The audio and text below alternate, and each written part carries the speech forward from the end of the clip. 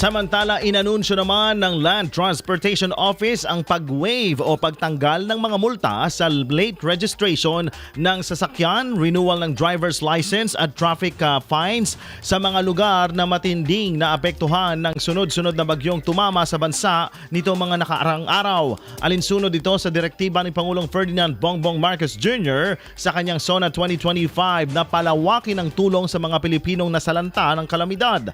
Kabilang sa mga bagyong tumama sa Luzon at iba pang bahagi ng bansa ay sina bagyong Krising, Dante at Emong na nagdulot ng matinding pagbaha at apektado ang mahigit 2.7 milyong katao.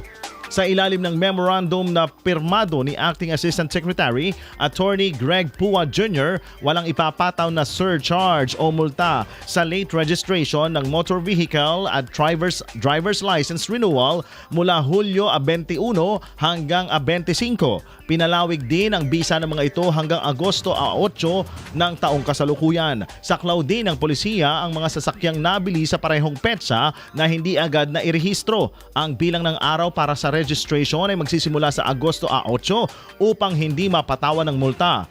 Dagdag pa rito, pinalawig din ang palugit para sa pagbayad ng traffic violations na naganap mula Hulyo 21 hanggang 25. Ang huling araw ng bayad na walang penalty ay sa Agosto 8 naman.